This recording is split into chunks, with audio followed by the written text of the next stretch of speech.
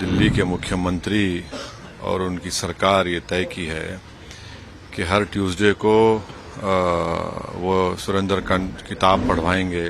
आप इनका हिपोक्रेसी देखिए कि कोई कह रहा है कि मैं सरयू नदी में चले आऊंगा। आप तो नरेंद्र मोदी की राह पर चल रहे हैं। सर, आपने ट्वीट किया है छोटा रिचार्ज और क्या क्या बातें बोली हैं, किसके लिए बोला है आपने? मैंने जब ये मैंने देखा कि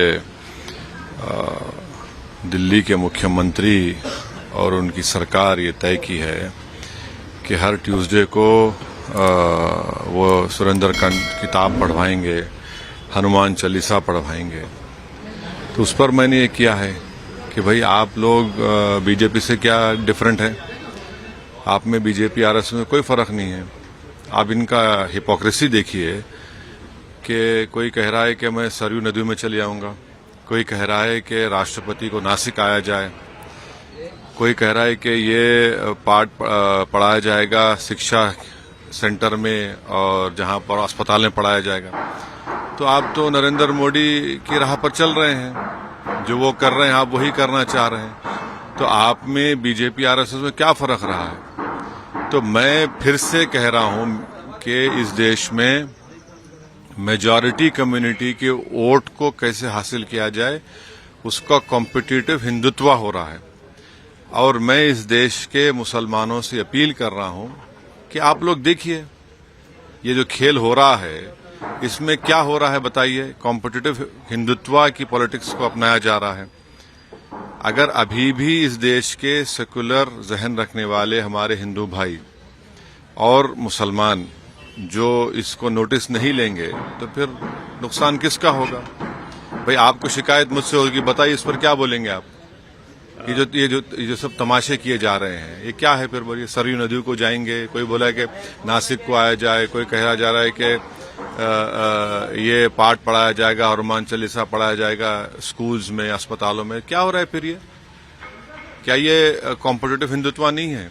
क्या ये मेजॉरिटी कम्युनिटी के वोट को हासिल करने की पूरी कोशिशें नहीं की जा रही हैं? फिर कहां पर सेकुलरिज्म दफन हो गया? सर, अभी राम मंदिर के दर्शन के मसले पे भी कांग्रेस पार्टी के लोग मकर संक्रांति पे दर्शन करके आए, कहे 22 तारीख को नहीं जाएंगे मकर संक्रांति तो, लेकिन लोग दर्शन करके आए। नहीं, इतना जो आप जो पॉलिटिक्स ऑफ कंफ्यूजन करना चाह रहे हैं, इससे फायदा किसको हो रहा है? इससे फायदा क्या संविधान में जो सेकुलरिज्म है, प्लुरलिज्म है, डाइवर्सिटी की जो बात होती है, इक्वालिटी की, लिबर्टी की, किसको फायदा हो रहा है? आप तो वही कर रहे हैं जो मोदी चाह रहे हैं। अब बताइए फर्क क्या है फिर? यही तो हमारी शिकायत रही है, यही तो हम लड़ रहे हैं और इसीलिए हम पर इल्जाम लगा दिया जाता है।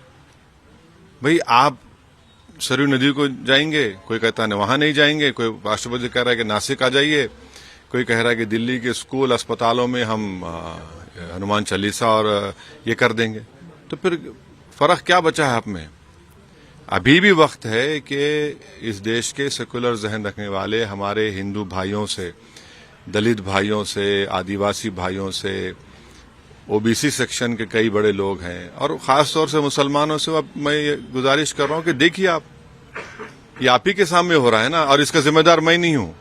सर, राहुल गांधी एक नई यात्रा शुरू कर रहे हैं, उस पर चलिए वो निकले हैं तो अब देखिए क्या होता है। तेलंगाना में सरकार बना ली, तेलंगाना भी आज पे यात्रा करके गए थे। नहीं, चलिए अब देखिए यात्रा कर रहे हैं, चलिए यात्रा की उनकी यात्रा है, उनकी पार्टी बोलेगी कितना फायदा होगा नहीं होगा।